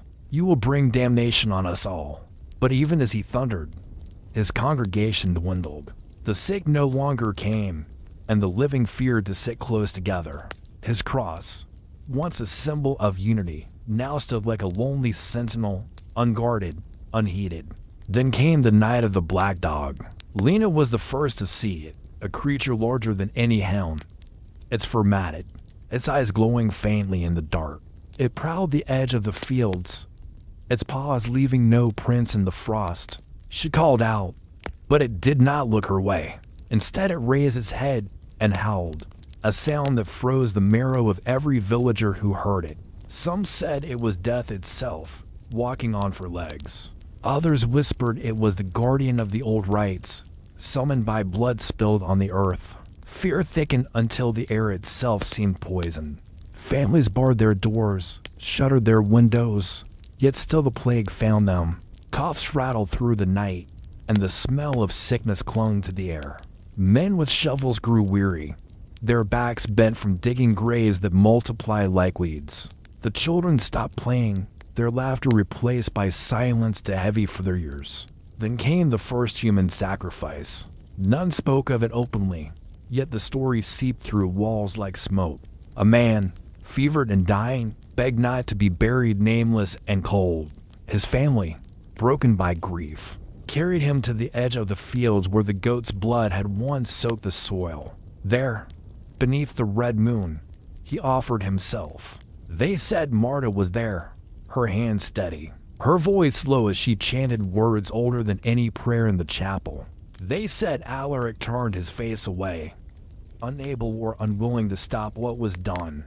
The next morning, that family found their other children free of fever. Their hut, which had smelled of sickness, smelled only of smoke. Some took it as proof, others as horror. But either way, the whispers spread faster than the plague itself. By the end of the week, the valley was no longer whole. Half knelt in the chapel, their voices hoarse from prayer. Half gathered in the fields at night, their hands stained with blood and ash. Between them stood Alaric, silent, weary, watching the valley tear itself apart under a sky that grew darker each night. And far above, the crows circled in flocks so large that the sun itself seemed blotted out. The valley no longer breathed as one. Each hut was its own coffin, each family its own kingdom of fear. Smoke rose in thin columns from roofs, not with the smell of meals but of herbs, of burning rags, of desperation itself. The air carried a constant undertone of coughing and weeping, broken by the thud of shovels in the soil. It seemed the earth was hungrier than ever before, swallowing bodies faster than words could name them. By the third week, the number of graves had doubled. Men stopped carving crosses for each mound, for there was no time. Instead, they thrust simple sticks into the dirt, which soon leaned and rotted, leaving the dead nameless beneath. Even Tom's faithful began to waver. They filled the chapel, yes, but their hymns faltered, their eyes darting to every cough. Some whispered that perhaps Marta's way was not wholly evil, for at least her herbs smelled of action, while prayers smelled only of wax and smoke. Tom fought to hold them. He preached until his voice broke, raised his cross high until his arms shook. "Stand fast," he roared. "The Lord tests his people as he tested Israel in the desert. Do not falter, or you will be lost forever." But though his words thundered, his body grew thin, his eyes sunken, and in the shadows even his most loyal wondered how long his strength would last. Marta, meanwhile, had ceased to hide. Her hut no longer sufficed. She moved her gatherings to the fields themselves, beneath the cold sky and the circling crows. Fires were lit at the boundaries, and herbs burned in great piles, filling the valley with bitter smoke. The earth must be fed, she told them. It is the only way to turn the plague's gaze aside. No longer did she speak in riddles. Now, her words were plain, and her followers nodded, some trembling, some eager, all desperate. The first human sacrifice had been whispered. The second was witnessed. A woman, fever-ridden and half delirious, was carried by her own kin to the field. Her cries mingled with the wind, but they did not turn back. Marta's voice rose above them, chanting in the tongue of old, her staff tapping the ground in rhythm. When the knife flashed, some turned their faces, but others watched, believing their lives balanced on the edge of the blade. The next day, no one in her household fell ill. It was enough. Enough to convince those wavering. Enough to silence the doubts of many. From then, the sacrifices came more often. Always those already marked by the plague. Always with chance. Always beneath the moon. Alaric stood apart, but he did not stop it. He watched with eyes heavy as stone, and when asked, he only said, "The choice was always yours. I warned you." Yet his presence lent weight. To some, he was complicit. To others, he was witness, binding them to fate. Fear changed its shape. Once it was of sickness, now it was of neighbors. Who would give? Who would be given? Families whisper behind doors, deciding whom they might offer if the plague touched them. Old debts, old grudges, even old love began to twist into fuel for choice. And in the chapel, Tom thundered louder than ever, cursing the sacrifices as abominations, promising that fire from heaven would fall upon them. But fewer came to hear him. Some said his words rang hollow. Others said his God was too slow. Then came the disappearances. At first it was only the sick carried out at night, but soon, healthy ones were gone as well. A boy of 12, strong and unmarked, vanished from his bed. His mother tore her hair, screaming his name, but no answer came. People muttered, some saying the plague had taken him, others whispering the darker hands had. When his body was never found, fear grew teeth. No door felt strong enough, no lock firm enough. The black dog returned, prowling nearer now, its eyes catching firelight as it watched from the edge of the fields. Some swore it spoke in a voice like wind, that it named those who would not see dawn. Children hid their faces, and men gripped tools as weapons, though none dared approach it. Each howl it gave felt like a tolling bell, and each time, within a day, someone else fell ill. Alaric grew more silent, his face a mask carved from sorrow. Yet one evening, as Lena lingered near, he whispered to her, once, "I thought this valley might choose differently, but people are as rivers always flowing back to their oldest channels, no matter how you dam them." His words struck her deeper than the howls. She knew then that no matter what path they had chosen, the valley was no longer the same. And in the nights that followed, the veil seemed to tear thinner between the living and the dead. Shadows lingered too long in corners. Voices called from fields where no one stood. Dreams bled into waking, and waking into dread. The valley was no longer waiting for the plague. It was becoming part of it. By the time the first snow dusted the roofs, the valley was no longer hidden. Not from itself, not from the world beyond. The plague had carved itself into every face, every voice, every step. The people no longer spoke of before. There was only now and after. A word few dared to hope for. The sacrifices were no longer whispered of in corners. They were done in the open fields, beneath the moon and the watching crows. Fires blazed high, fed with wood that might have warmed homes. Men and women gathered, their eyes hollow, their breath white in the cold air. Marta led them, her voice unshaken, her staff planted firmly in the soil. "The earth is awake," she declared. "The earth hears, the earth answers, but it must be fed. No longer only the dying were given." A boy fevered, but not yet lost, was carried by his kin, lay before the flames. He cried for his mother, and she held his face, whispering, "Forgive me, forgive me." As others held her arms, the knife fell. His blood hissed on the frozen ground. The crows screamed as one, rising into the night like smoke. And when morning came, no one in his household coughed. The line had been crossed, and there was no return. Tom thundered louder than ever, his voice shaking the chapel walls. "Abominations, idolaters, you burn your children and call it salvation. The Lord will strike you down." He raised his cross until his arms trembled, tears streaking his face. Yet fewer stood with him. Some because they feared the plague more than God, others because their grief had broken them, and some because they had already bent their knees to Marta's fire. But there were still those who believed, and belief is a weapon as sharp as any blade. One night, as Marta's circle gathered, the faithful stormed the field. They carried torches, not for worship but for war. Tom at their head, his cross held high, his voice a roar. And this wickedness, or we will end it for you." Chaos followed. Cries split the air. Fists struck. Torches clashed against staffs.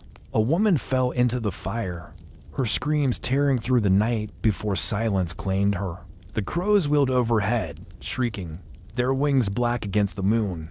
Alaric stood between them, his staff striking the ground again and again, his voice a thunder none had heard before. "Stop this," he bellowed. "Do you not see? You are feeding the plague with your hatred as much as with your blood." But they did not hear, or if they heard, they did not care. The fight ended only when exhaustion overcame fury. The faithful dragged Tom back to the chapel, his robe torn, his face bloodied. Marta's people gathered around her, their eyes wild, their hands still shaking. The field was littered with broken wood, spilled blood, and the stench of smoke. No victor, only ruin, and yet the plague did not pause. That very night, another child fell ill. The morning brought to more. The valley reeled, broken in spirit as well as body. No one trusted their neighbor. No one trusted their God. Some began to whisper that perhaps the plague was not a punishment at all, nor a hunger of the earth, but something else entirely. Something that had been called to the valley, not born within it. Something watching from the dark. Lena felt it most. Each night she woke with a sense of eyes upon her. Eyes not human, eyes not kind. She dreamed of the black dog standing in her doorway, its breath steaming, its voice whispering her name. She dreamed of Alaric weeping into the fire, his tears turning to sparks. She dreamed of Marta's face changing, her wrinkles twisting into roots, her eyes into coals. And each morning, she rose with her heart pounding, unsure whether she had woken at all. The valley was tearing itself apart, and above it, the sky grew darker, the sun dimmer, as if even the heavens turned their face away. The valley had always been a place where silence meant safety. For generations, the people had lived in the rhythm of seasons, rarely disturbed by anything but hunger, rain, or the distant thunder of lords' quarrels. But now silence had turned into something heavier. It was no longer rest. It was a pause before a blade fell. Tom's followers clung to the chapel with the desperation of drowning men. Every morning they gathered under the crooked wooden cross, their voices hoarse as they sang hymns into the gray sky. They brought their children, their goats, their fears, laying them all at the foot of the cross as if Christ himself might step down and shield them. Tom, though bent with age, roared with the strength of a man who believed his words could force the heavens to listen. He spoke of trials, of suffering as proof of God's favor, of the plague as a furnace in which only the pure would survive. Marta's hut, meanwhile, had grown into something darker. Smoke curled from her roof at night, green and bitter, filling the air with scents that were neither wholly pleasant nor wholly foul. People went to her quietly, when the moon was high or the fog lay heavy on the fields. They carried offerings, eggs, cheese, sometimes even drops of their own blood pricked from the fingertip. They whispered questions they dared not ask in daylight. Will my child live? Will the sickness find us? Will God forgive me if I choose this way? And Alaric, he walked between them. To the faithful, he was a devil, tempting them with stories of survival without grace. To the desperate, he was a lantern, showing paths they had long forgotten, but always feared. He never commanded, never demanded. He only told stories. But those stories took root deeper than any sermon. The village, once one body, had become two, and the seam between them began to tear. It started small, with whispers. A loaf of bread missing from a storeroom. A charm of herbs nailed above a doorway when the owner claimed to trust only in God. Neighbors watching each other not with kindness but with suspicion. Mothers warned their children not to play with the children of the other side. Old friends stopped sharing tools. Even the dogs seemed to bark differently, choosing sides without knowing why. Then came the sickness. It did not roar into the valley like a storm. It crept, soft as a thief. A child in the farthest hut coughed blood into her hands. Within 2 days she was dead. The family buried her quickly. But 2 more followed. Fear spread faster than the plague itself. Tom declared it proof of sin, a punishment for those who had listened to Marta. Marta claimed it was the beginning, the whisper of the earth demanding its due. Alaric only shook his head, as if he had always known this moment would come. Arguments became shouts. Shouts became blows. Odric, the ox keeper, accused his neighbor of poisoning his well with herbs. The neighbor struck back, and in the mud between their huts blood was spilled. By nightfall the village had its first living wound, the families no longer speaking, the households glaring at each other across a path that had once bound them in friendship. The next morning, Tom gathered his faithful. He raised a wooden cross high, his hands trembling not from weakness but from fury. "We will not let shadows take us," he thundered. "Better to starve with Christ than feast with demons. Better to die clean than live cursed." His followers echoed his cries, some with tears in their eyes, others with rage in their throats. They marched through the village, chanting, splashing holy water on doorways they claimed were tainted. Marta's people did not resist openly. They watched in silence, their faces closed, their hands tightening around hidden charms. That night they gathered in her hut, where firelight danced against the walls. Marta's voice was low but steady. "Faith will not fill your lungs when sickness steals your breath. Faith will not keep your child from the grave. The earth is older than their prayers, and the earth will listen if you feed it." For the first time, she named it a sacrifice of blood. Not only of beasts, but of kin if need demanded. Some gasped, others wept, but none walked out. Fear held them in place as tightly as devotion held Tom's flock. The rift widened. One evening, as the sun bled behind the hills, Alaric stood by the old elm and spoke to anyone who would listen. "You think you can choose neither way, that you can hide in the middle while the plague passes over you. But the plague does not pass over. It does not respect walls, nor prayers, nor bargains. It will enter every hut. The only choice you have is how you will face it, on your knees, or with your hands stained red." His words fell like stones, and though no one answered, their silence was heavier than shouts. That night the valley did not sleep. Fires burned along, prayers muttered to loud, charms buried to hastily. Children cried without reason. Wolves howled in the forest, and even the bravest men stayed indoors. And in the darkest hour, a new sound rose, the slow toll of the chapel bell. It rang not for prayer, but for death. Another child had fallen. The valley held its breath, knowing the plague had truly come, and that no sermon, no charm, no silence would hold it back now. The plague did not sweep across the valley like a storm of fire. It seeped slow and merciless, like water rising in the night. One by one, huts grew silent. Where once smoke curled from every roof, now some chimneys stood cold. Where once children chased each other in the mud, laughter was replaced with coughing that rattled like broken branches. Tom preached harder than ever. His voice cracked, but his eyes burned with feverish faith. "The Lord weighs us," he cried in the chapel square. "He sorts wheat from chaff, sheep from goats. If you fall, it is because you were faithless. If you survive, it is because you held true." He ordered processions through the village, men and women dragging bare feet through mud, singing psalms with bleeding lips. Some whipped their own backs until their shirts clung wet with blood. Children were forced to kneel until their legs shook, repeating prayers until they collapsed in exhaustion. Marta watched with contempt in her hut. She gathered her followers closer. She mixed herbs that hissed when cast on the fire. She drew marks with ash on the floor. "The plague is not a test," she told them. "It is hunger, hunger of the earth, hunger of spirits. It takes what it must. If you wish to live, you must feed it before it feeds on you." She spoke of sacrifices again. A goat, a black rooster, a lamb. Yes, but she hinted at more.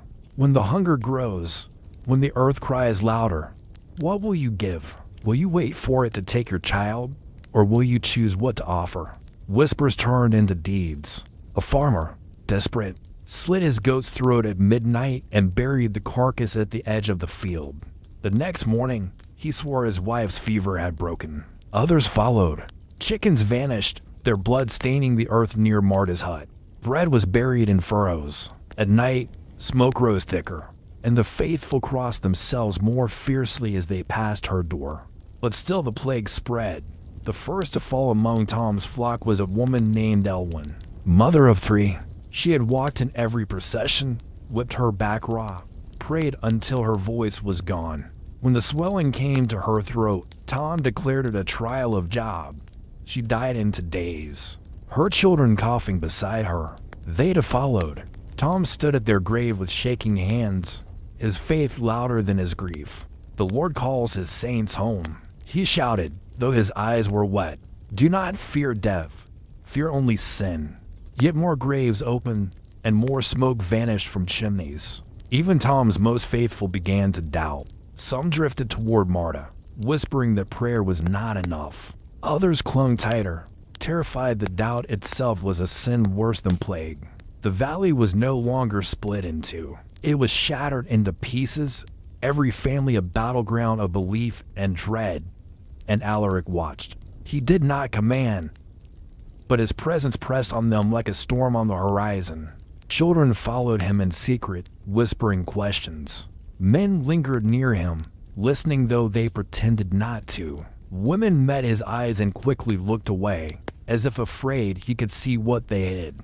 He told more stories, of towns that chose faith and burned with their priests inside, of villages that fed the earth with darker offerings and stood untouched by death. Lena, the miller's daughter, was drawn to him most of all. Her father forbade her, struck her for listening, but her heart burned hotter than her fear. She crept after Alaric when he walked the boundary of the forest. She heard him speak to the trees as though they answered, saw him place small stones in careful patterns on the ground. Once she dared ask, "Will you save us?" Alaric did not smile. "I cannot save you. I can only show you where the path divides. One road ends in prayer and silence. The other ends in blood and survival. But both end in change. You will never return to what you were." The girl trembled. "And if I choose nothing, then the plague will choose for you." Meanwhile, the dead multiplied. Graves filled so quickly that some bodies were laid without coffins, only wrapped in cloth and lowered into earth that stank of decay. Dogs prowled near the mounds, and children screamed when they saw bones jut from shallow soil. Fear turned to rage. Tom's followers accused Martas of inviting the plague with their witchcraft. Marta's people accused Tom of starving the earth by denying its hunger. A fight broke out at the well, and this time no one stopped it. A man's skull cracked against stone, and his blood ran into the bucket. Women screamed. Children scattered. By nightfall, the village was no longer one place. It was to camp staring at each other with weapons in hand. That night, the bell tolled again, not once, but 5 times. An entire family gone. The valley lay in darkness, firelight flickering like frightened eyes. Alaric stood at the old elm once more, his cloak heavy with dew. His voice carried through the night. "You have prayed. You have bled. You have buried. Still the plague comes. Tomorrow you must choose. Faith or blood, cross or earth. And when you choose, there will be no turning back." The people listened, though none spoke. But in the silence, each heart knew. The valley had reached the edge, and what came next would either damn them forever, or let them live the night before the choice. The valley did not sleep. Torches burned where no torches had burned before, set into the ground outside huts as though fire could guard against pestilence. Dogs barked without cause. Children whimpered even in their dreams. The air itself felt sick, heavy with smoke, rot, and dread. Tom prayed until his voice was nothing but a rasp. In the chapel, lit only by flickering candles, he pressed his forehead to the rough wood of the cross. "Lord, shield us. Lord, save us. Do not let them turn from you." He had begun to look like the very saints painted in faraway churches, hollow-cheeked, eyes burning with faith that teetered on madness. His followers gathered outside, murmuring psalms through tears. Marta, in her hut, prepared the earth. She scattered bones over the floor, poured wine into the soil until it drank deep, and whispered words that had not been spoken aloud in the valley for generations. Her hands shook, not with fear but with reverence. Around her, those who had chosen her path stood silent, holding torches, knives, or offerings, bread, feathers, a lamb bound and trembling. Tonight, Marta said, we remind the earth we belong to it. Tonight, we feed what must be fed.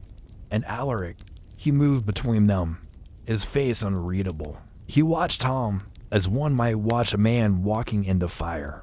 He watched Marta as though she were a mirror of himself. To Lena, who crept from her father's hut with fear bright in her eyes, he said only, you are the thread between them. When the knife falls, when the cross cracks, you must not look away. The dawn came gray, lifeless. Mist clung to the fields. The chapel bell tolled once, then twice, 2 more deaths in the night. The valley gathered, drawn by fear more than command. Tom climbed the chapel steps, the wooden cross in his hand. His voice trembled but carried, brothers, sisters, this is the hour. We stand with Christ, or we fall with demons. The plague has tested us, but the Lord's light will break the shadow. Do not be deceived by those who would spill blood for false gods. His words swelled like thunder. Some wept, clutching rosaries, nodding, desperate to believe. Marta stepped forward then, her followers fanning around her like a darker procession. The smell of herbs and ash clung to them. You call it false, she said, her voice sharp as flint. But where is your salvation? Tom, where are the children you promised safe in Christ's hands? Dead, buried, forgotten. Faith has not fed them. Faith has not saved them. The earth is older. The earth is hungrier. And only the earth can be appeased. The 2 voices crashed against each other like storm and fire. Shouts broke out. Mothers pulled children close. Men reached for axes and sickles. The valley trembled, not from wind, not from quake, but from the weight of its own fear. And then Alaric struck his staff against the ground. Once, twice. The sound cut through the chaos. Enough, he said, his voice carrying like iron. The plague does not wait. Choose. Now. For a heartbeat, no one moved. Then Audric, the ox keeper, stepped forward. His face was hollow, his eyes sunken. He held his son's body in his arms, small, limp, dead. He looked at Tom. You told me the Lord would spare us if we believed. He looked at Marta. You told me the earth would take what it was owed. His voice broke. Take him. Then, take my son. A gasp rippled through the crowd. Tom staggered back, horrified. Marta's eyes gleamed with tears and fire. She knelt, touching the boy's hair. The earth will remember this gift. She whispered words into the boy's ear, though he could not hear them, and motioned for him to be laid upon the soil. Tom cried out, blasphemy, desecration. He gives his child to demons. He raised the cross as though it were a sword, and his followers surged forward. Martas answered with torches and knives. The valley erupted, axes struck, knives flashed. Fire leapt from torches onto thatch. The chapel bell rang wildly. Though no hand pulled its rope, the weight of battle itself shook it. Children screamed. Goats scattered. Smoke rose, choking the air. Through it all, Alaric stood unmoving, his staff rooted in the earth. His eyes glowed in the firelight, not with triumph, not with despair, but with something colder, recognition. As though he had always known, this was the only end. Lena found herself in the center. She saw Tom fall to his knees, blood streaming from a cut to his head, still clutching the cross as if it were life itself. She saw Marta raise the knife over Audric's son, her face lit with both sorrow and devotion. And she heard Alaric's voice inside her, not aloud, but in her mind. The thread must be cut. Which way will you tie it? Her body moved before her mind did. She rushed between Marta and the child, her hands outstretched. No, she cried. Enough. No more blood. The knife froze. Marta's eyes burned into hers, fierce, questioning. Tom's voice rose behind her, cracked and desperate. Stand aside, child. Let the Lord's fire burn them. The valley held its breath. And then, silence. Not the silence of peace, but the silence before something vast. The wind stilled. The smoke hung motionless. Even the cries of the dying hushed. From the earth itself came a sound, a low, endless groan. as though the soil beneath their feet remembered every bone it had swallowed. The ground shook, the mist thickened, swallowing the trees, the fields, the sky. Shapes moved in the fog, not wolves, not men, but shadows taller than huts, faceless, endless. The plague had arrived in full. People fell where they stood, choking, coughing, bleeding. Others screamed and fled into the fog, never to return. Tom clung to his cross, praying louder than the groans, until the fog wrapped him and his voice was gone. Marta dropped her knife, staring into the mist with awe, whispering words no one understood. Alaric lowered his head, as if bowing before something inevitable.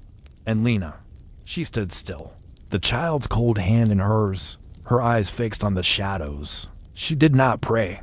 She did not chant. She only breathed, and in her breath there was defiance. The mist swallowed the valley. When dawn came, there was no village. The huts were ash, the fields trampled, the chapel a broken shell. The cross lay splintered in the mud. Marta's hut was gone. The well was filled with bones. No voices remained.